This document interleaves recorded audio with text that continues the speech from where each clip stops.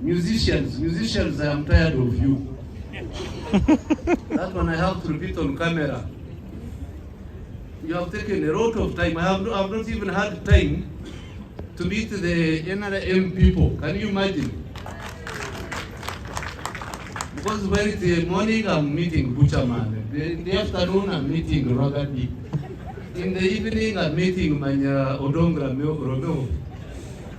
So when would I work on other Chiravira there?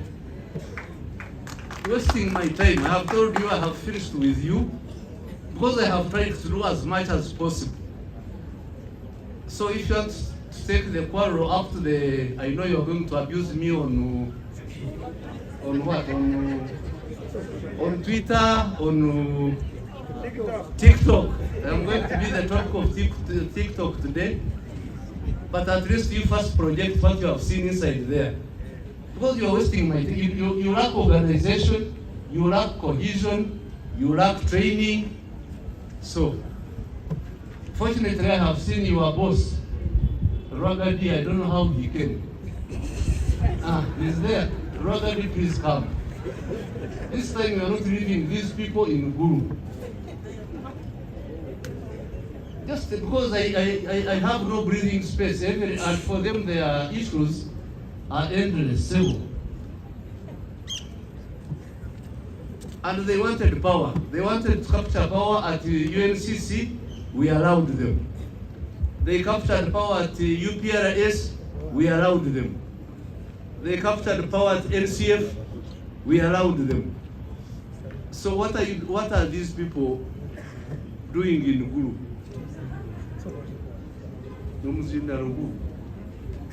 Thank you.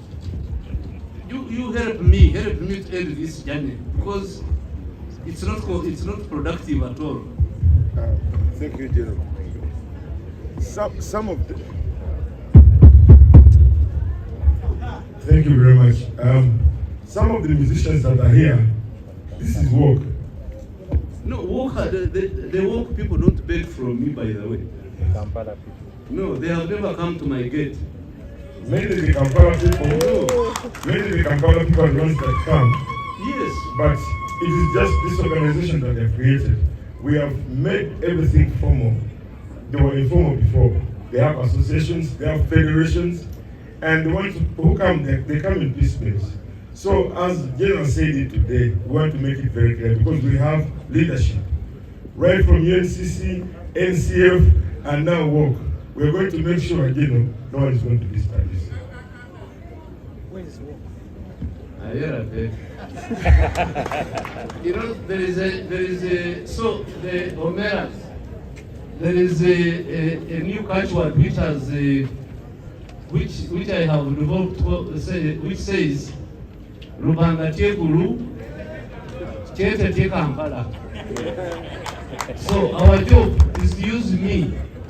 You use me to pick the money from Kampala to bring it to Gulu.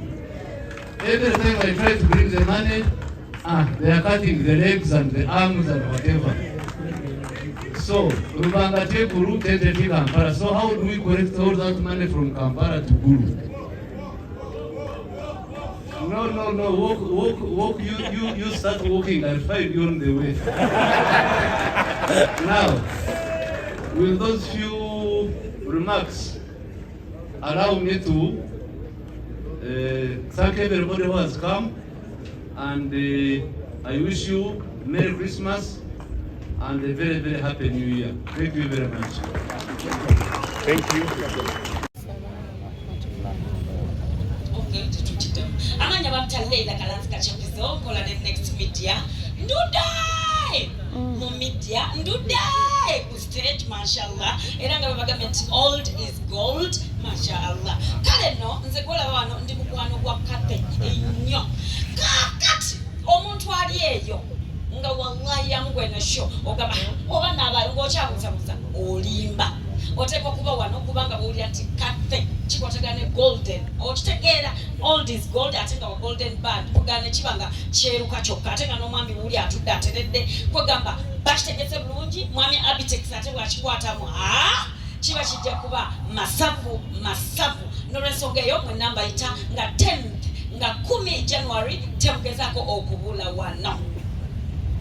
Okay, atwanirize omuyimbi beta. Thanks ennyo okubalaba ku press conference ya muganda wange Catherine Kusasira. Catherine Kusasira mba mwogerako n'essanyu kubanga twasoma ffenna ate ne tuyimba. So amanya l'eddoboozi yenze Grace Nakalema. Mukama nsaba ontondera omuntu nsaba ontondera omubeezi gatalawa walala. Sitera kulabika bw'olaba nga ndabise omanye eyo nsonga nnene eri mu ggwanga. Kati ensonga yokka gye tulina ya Catherine Kusasira. My sister, I wish you all the best always. Nkwagaliza era nkwagala nnyo.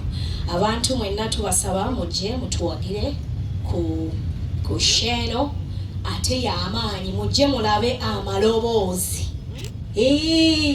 Si byakwogera bwogezi, mujje mulabe amaloboozi, mujje muwulire ennanga ng'eyimba. Songerako nsiirinze. Okay. Tweyanziza ndowooza muwulidde kasampo ke kyekigenda obeerawo olw'okusevinga obudde tugenda kujja wabula bugenda kunyamba tubuuke muganda wange Catherine so katwanirize papa Moses Matovu ayogereko eri eggwanga era kikyamanyi ku Catherine Kusasira yeego omuzadde.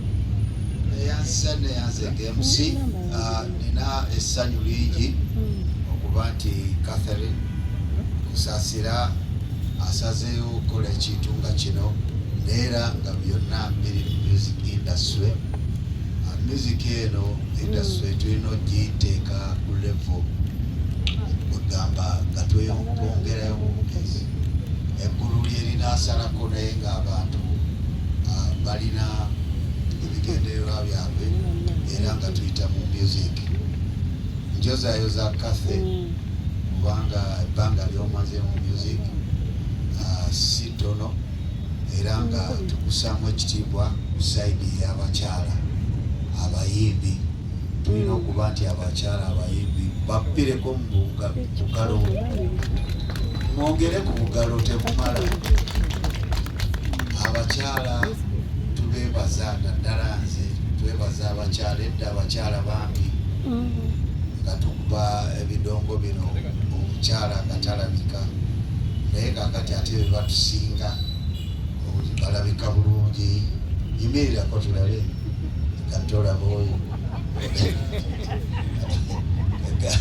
bangi naye Mukama w'amaanyi. Tusaba ebintu bino bitugondere bitwanguyire abantu ate era twebaza buli muntu kyagattako.